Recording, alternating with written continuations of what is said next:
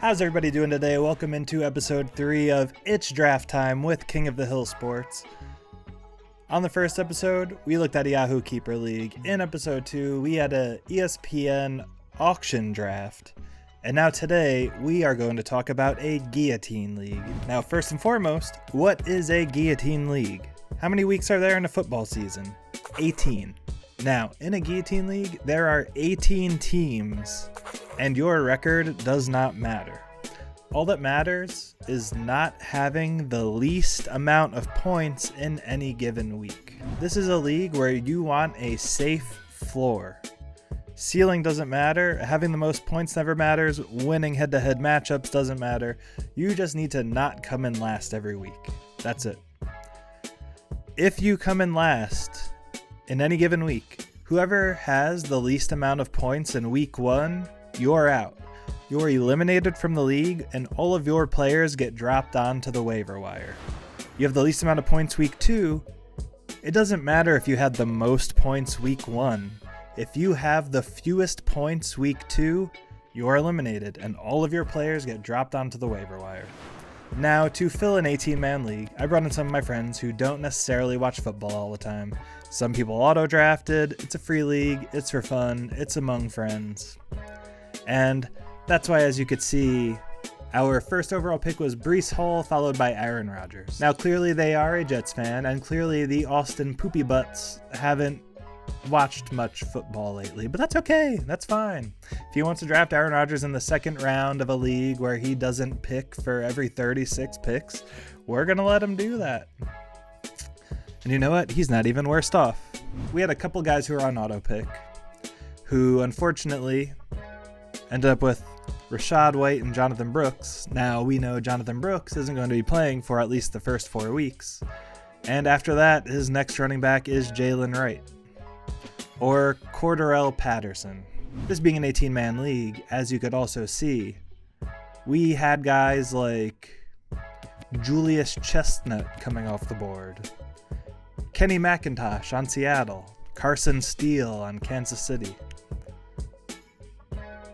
This was a very, very deep draft, and as we like to say, you got to go through the weeds. A lot of people didn't stick around for the whole draft. I like sticking around for the whole draft. I like to go through the weeds. You want to know it's a great way to learn every player on every roster in the NFL?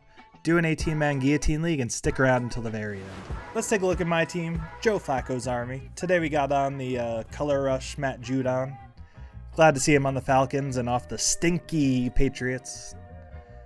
Here we go. Round 1, I had pick 11. Kind of right in the middle of an 18-team draft. Garrett Wilson at pick 11, I think is a steal. Swinging all the way around to round 2, I got Cooper Kupp again. I think Cooper Kupp at whatever number pick this was in round 2 now. I like it a lot. Pick 8 around 2 in an 18-man draft. Aaron Jones in round 3. I think you see a similar trend here of players I like to draft. Again, I said this in the first video, and I think I convinced myself of it altogether now. I kind of like Aaron Jones this year. In that offense with Sam Darnold there, you know Sam Darnold sees ghosts. You know Sam Darnold sees ghosts out on the field. He's going to be dumping it down because he can't see that far down the field with all the ghosts in the outfield. Kyler Murray, big Kyler guy this year. That offense is going to be running at 100%. James Conner's back. Marvin Harrison Jr., and his new favorite target after Marvin Harrison Jr., Michael Wilson. I got the Michael Wilson, Kyler Murray stack. I mean, come on, guys. It doesn't get any better than that. Blake Corum's the real RB1 on the Rams. You saw Kyren Williams returning punts. Does a starting running back return punts? I'm not worried about Kyren Williams. Everything's going to work out just fine. If things go bad for Kyren Williams, hey, I have Blake Corum in a free league, a free Guillotine League, which is nothing but pride. You know what? This is a pride league, and I have pride in every single one of these guys that I drafted. Garrett Wilson, Aaron Rodgers is going to be healthy this year. Cooper Kupp, wide receiver 1 on the Rams this year. Aaron Jones, boy, he's going to have a great year. Jaylen Warren, definitely not going to be injured and definitely going to thrive under Arthur Smith.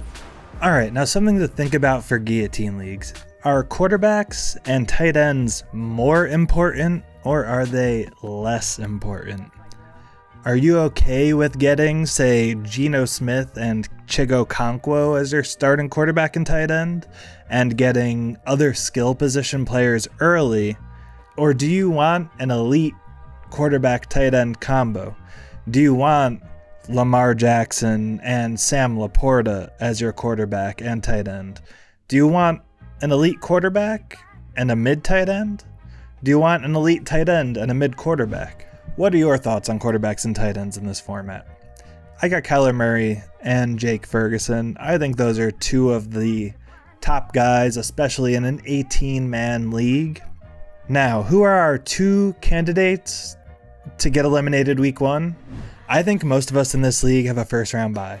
Luckily for us, we're all going to survive week 1. 2 of our auto-drafted teams, one of them here, has Tony Pollard RB1, Nick Chubb RB2, Kenneth Gainwell RB3, and Keaton Mitchell, who is also out, as is RB4. He only has one running back, essentially. Kenneth Gainwell's hardly going to play, if he's going to play at all. There are no running backs on the waiver wire. He's going to have one running back this year. He is a candidate to get eliminated week 1. Our other candidate, and one of our other auto-drafters, Rachaad White, Jonathan Brooks, Jalen Wright, and Cordarrelle Patterson. Honestly, sleeper alert, we're getting in the weeds here. Cordarrelle Patterson could be okay in this Arthur Smith Steelers offense, especially if one of those other Steeler running backs get injured. Cordarrelle Patterson could play a decent role, and you know Arthur Smith likes using them. Jonathan Brooks isn't playing. You have Rachaad White and Jalen Wright. I don't hate Jalen Wright, we just don't know how much he's going to play behind Devon Achane and Raheem Mostert.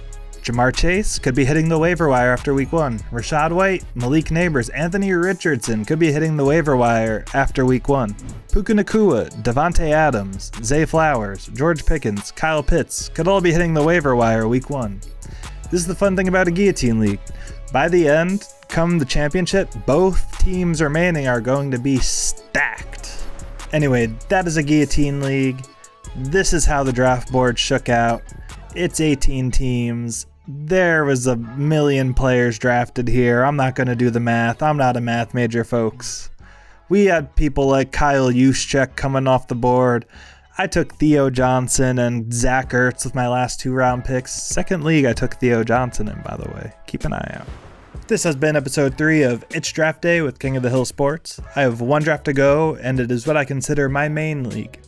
It is a standard draft I've been the commissioner of for about 15 years and running now. I've won it in 2 of at least the last 4 years. I've led it in points 4 in each of the last 2 years. So tune in next time for the final installment of King of the Hill Sports. It is draft day for my ESPN Standard Main League Draft. It is going to be big. It is going to be intense. Thank you. This has been Matt Mods signing out.